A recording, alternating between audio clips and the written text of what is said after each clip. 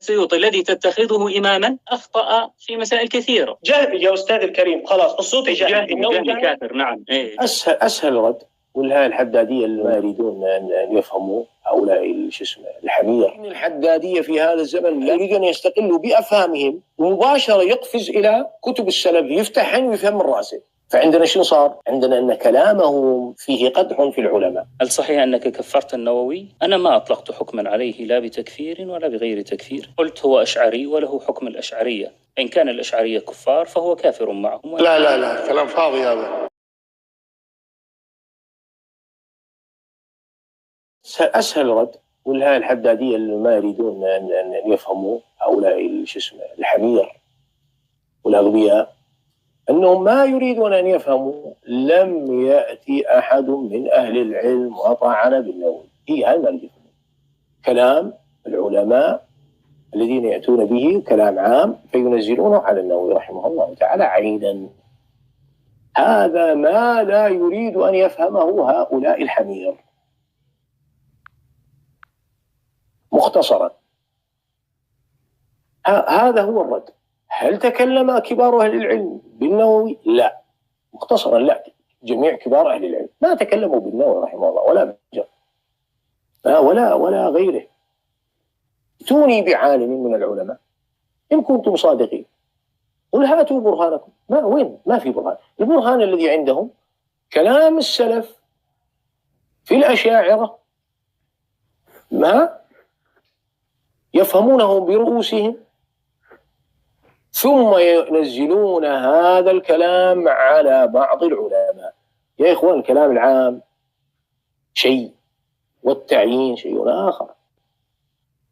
أنت عندما تقول كل من فعل ذلك فهو كافر، تمام، ثم تأتي هذا الكلام وتنزله على المعين، هذا أمر ثاني يحتاج إلى توفر شروط وانتفاء موانع.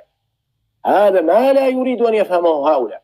هي والمصيبة أن هؤلاء عندهم إشكالية في الفهم. خلاص ما تدوخ حالك معهم. أنت ما تدوخ حالك معهم من طلاب العلم أو من العلماء. قال يا ياسر هذا كلامك ليس بصحيح هنا، واتق الله في نفسك وهذا تقوله. ابشر، امسح الفيديو وامسح كلامي واعتذر من عنده قدام الناس. عندي من الشجاعة ما أقوله أمام والله مليون، أقول أنا غلطان عادي، نخطئ عادي، ما في إشكالية، الله يحفظك يرعاك. لكن لا نستقل بأفهامنا عن أفهام العلماء. هي حتى لو أنت جئت بشيء جديد وفهمت شيئا جديدا، قوم اعرض هذا الكلام على العلماء، قول لهم هل هذا كلامي صحيح؟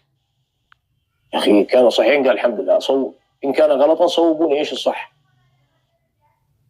إن كان غلطا صوبوني إيش الصح. لكن الحدادية في هذا الزمن لا يريدون أن يفهموا هذا الأمر، لا يريدون أن يستقلوا بأفهامهم عن أفهام العلماء المعاصرين، ومباشرة يقفز إلى كتب السلف يفتحن ويفهم من راسه.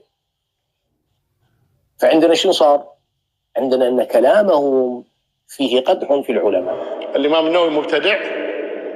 لا، ما حد يقول هذا الكلام. يعني أن النووي مبتدع رحمه الله تبارك وتعالى. النووي إمام من أئمة المسلمين، ليس معصوما، عنده بعض الأخطاء كغيره من العلماء، ولكنه عالم جليل من علماء الأمة، ولا يجوز أن يقال مثل هذا الكلام إن النووي مبتدع والعياذ بالله. وما قال، لا أعرف أحدا من أهل العلم قال هذا الكلام عن النووي، لا أعرف أحدا من أهل العلم.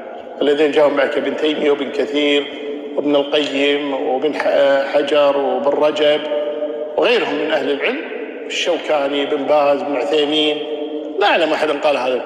أذكر أنا الشيخ ابن عثيمين رحمه الله تعالى لما أثار بعضهم بعض الكلام وقال فتح الباري وشرح صحيح مسلم يجب أن يحرقه. يعني بعضهم أثار هذا الكلام أن يجب حرق فتح الباري لأن شارح ابن حجر وشرح صحيح مسلم شارح النووي.